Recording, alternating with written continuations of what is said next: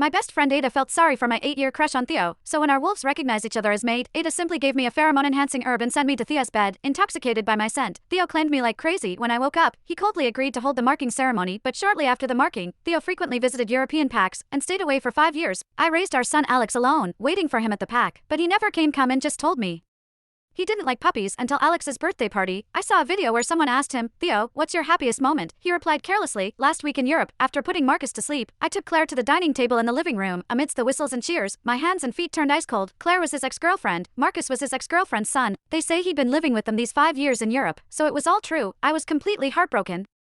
Submitted the mate bond dissolution to the Alpha Council, and left North America with my son, erasing our pack registration. When the training ground caught fire, my mate rushed in to save his first love son, leaving our pup in the fire and almost burned to death. The Omega housekeeper burst into my healing chamber, her face pale with panic. The young wolves training facility is on fire. My heart stopped. Alex was there for his combat training. When I rushed to the scene, I found Alex huddled in a corner, his skin covered in angry red burns. "Mom," he stumbled into my arms, tears streaming down his ash-covered face. "Does father really not love me?" His voice cracked between sobs. My heart shattered as he continued through his hiccups. "Father was the first beta to arrive when the fire started. I thought he came to save me." Alex's small body trembled in my arms. I called out to him, begged him to help me, but he just ran past me. He went straight for Marcus, picked him up, and left me there in the flames. When the teacher asked, he told everyone he was Marcus's father. He didn't even look at me once. I held my burned, shaking son tightly against my chest, my eyes burning with unshed tears. I wanted to say something, anything to comfort him, but remembering Theo's cold indifference toward us all these years, the words died in my throat. I was filled with bitter regret. My mate Theo left our pack after our marking ceremony for 5 years. Recently he finally came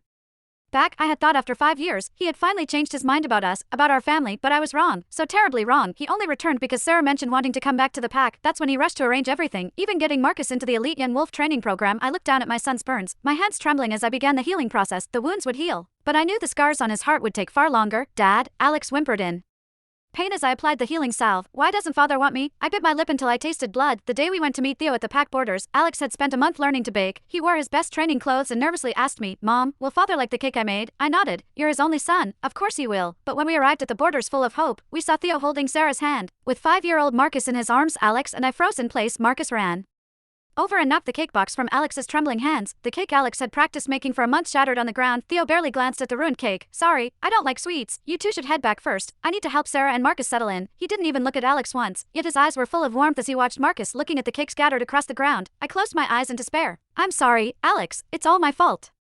Next time when you're in trouble, call for me. I'll always come for you." After taking Alex to the pack therapist, I finally got him to sleep, but his little brows were still tightly furrowed. "Father, save me," he whimpered in his sleep. My heart felt like it was being torn apart. If it wasn't for what happened 5 years ago, Alex might not have to suffer like this now. 5 years ago, my best friend Ada saw how I had been pining for Theo for